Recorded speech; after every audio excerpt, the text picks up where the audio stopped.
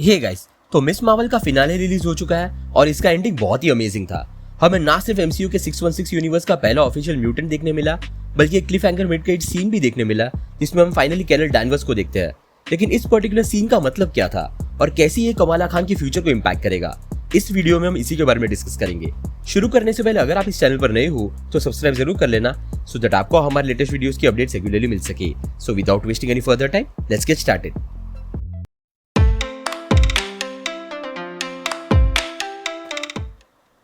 तो final episode के mid credit scene में हम कमाला के ब्रेसलेट को ग्लो होते हुए देखते हैं और सडनली उसकी जगह पर कैप्टन मार्वल आ जाती है।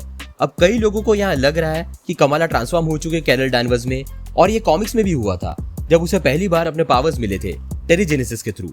लेकिन यहाँ जब हम कैरल डैनवर्स को देखते हैं तो वो कमाला के पूरे रूम को देखकर ज्यादा सरप्राइज लगती है।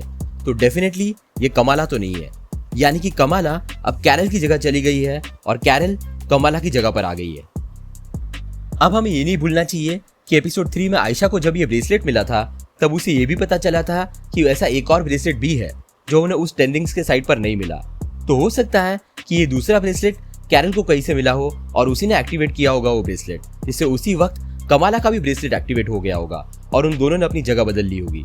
और जिस हाथ पर से नजमा और आयशा को ये ब्रेसलेट मिला था वो किसी क्री का ही लग रहा था। और इवन अगर हम कमाला के ब्रेसलेट को देखें तो उसके सेंटर में हम एक सिंबल देख सकते हैं जो काफी हद तक क्री के सिंबल जैसा दिख रहा है, जो हमने कैप्टन मार्वल मूवी में हर क्री के यूनिफॉर्म पे देखा था और इवन सुप्रीम इंटेलिजेंस की फैसिलिटी पर भी था। ये कॉमिक्स में बिल्कुल उन ब्रेसलेट्स की तरह नेगा बैंड्स हुआ करते थे जो काफी सदियों से क्री एम्पायर के रिलिक्स थे, जिनका काम था मेंटल एनर्जी को फिजिकल एनर्जी में ट्रांसफॉर्म करना। ये नेगा बैंड्स सुप्रीम इंटेलिजेंस से अवार्ड किए थे मार्वेल को। हालांकि इन्हीं नेगा बैंड्स ने मार्वेल को नेगेटिव जोन में कैद कर दिया। नेगेटिव जोन एक एलियन यूनिवर्स है जो हमारे यूनिवर्स से काफी अलग है। सबसे पहले तो वो पूरी तरह एंटी मैटर से बना हुआ है, यानी कि अगर किसी को उस जोन से नॉर्मल यूनिवर्स में आना हो तो उसे अपनी पूरी पोलैरिटी मॉलिक्यूलर लेवल पे रिवर्स करनी पड़ेगी, वरना वो इंसान मारा जाएगा। इसी वजह से मार्वेल नेगेटिव जोन से निकल नहीं पा रहा था। अर्थ पर इसी नेगा बैंड का दूसरा पैर रिक जोन्स को मिला। रिक जोन्स कॉमिक्स में ब्रूस बैनर का एलाई हुआ करता था और वो हल्क की सभी एक्टिविटीज पर नजर रखता था।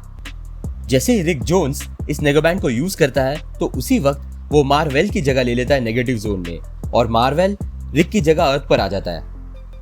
अब अगर हम इस कॉमिक बुक के इंसिडेंट को मिस मार्वल के प्लॉट पर अप्लाई करें तो यहाँ भी कुछ ऐसा ही हुआ लगता है। हो सकता है कि कैरल डैनवर्स किसी दूसरे डिमेंशन में कैद होगी और इसी ब्रेसलेट के दूसरे पैर का इस्तेमाल करके वो कमाला की जगह पर आ पहुंची होगी।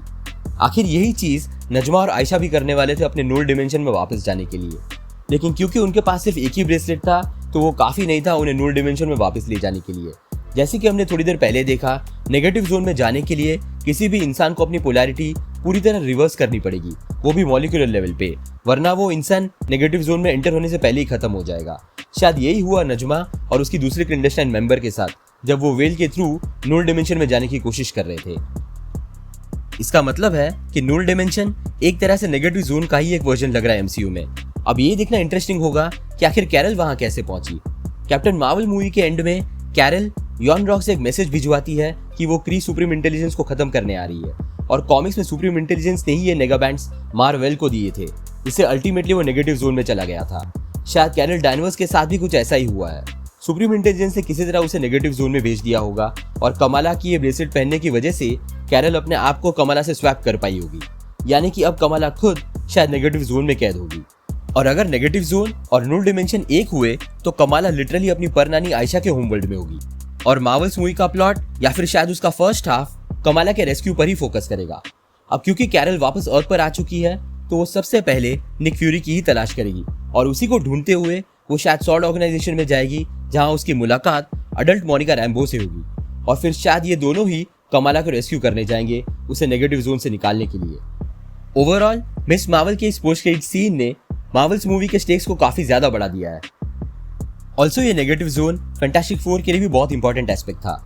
कॉमिक्स में रीड रिचर्ड्स अर्थ को गैलेक्टस और दूसरी बड़ी थ्रेट से बचाने के लिए सोल्यूशन ढूंढने की कोशिश कर रहा होता है, क्योंकि उसका मानना था कि अर्थ पर लोग काफी अनप्रिपेयर्ड और वल्नरेबल है इन बड़ी थ्रेट से निपटने के लिए, और इसी प्रॉब्लम का सोल्यूशन ढूंढने के लिए वो ट्रांस डिमेंशनल ट्रैवलिंग शुरू करता है और इसी ट्रैवलिंग के दौरान उसका एनकाउंटर नेगेटिव जोन से होता है और यहीं पर वो डिसाइड करता है कि ऐसी कोई भी बड़ी थ्रेट जब अर्थ पर आएगी तो सीधा उस थ्रेट को उस नेगेटिव जोन में ट्रांसफर कर दिया जाएगा जिससे अर्थ बच सके। और एक रूमर जो काफी टाइम से चल रहा है कि एमसीयू के 616 यूनिवर्स में फैंटास्टिक फोर नेगेटिव जोन से ही आएंगे।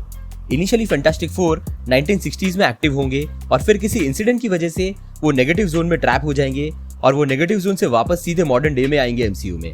कॉमिक्स में नेगेटिव जोन और हमारा नॉर्मल यूनिवर्स दोनों में टाइम काफी अलग तरह से चलता है, तो इसी टाइम मिसमैच की वजह से फैंटास्टिक फोर शायद वही स्टेट में वापस आएंगे जिस स्टेट में वो 1960s में थे। यानी कि जो कुछ भी मार्वल्स मूवी में होगा उसका शायद डायरेक्ट इम्पैक्ट उसके बाद आने वाली फैंटास्टिक फोर मूवी में भी पड़ सकता है। So let's see. तो ये थी मेरी थियरी मार्वल्स और फैंटास्टिक फोर को लेके। आपके हिसाब से इस सीन में क्या हुआ कमाला के साथ? अपनी थियरीज नीचे कमेंट सेक्शन में जरूर बताना। अगर आपको वीडियो पसंद आया हो तो उसे लाइक जरूर कर देना और अगर आप इस चैनल पर नए हो तो सब्सक्राइब करना मत भूलना। हम रेगुलरली ऐसे वीडियोस पब्लिश करते हैं। हमारी रिसेंट वीडियोस को देखने के लिए यहाँ पे क्लिक करें। Thank you so much for watching guys. Stay safe.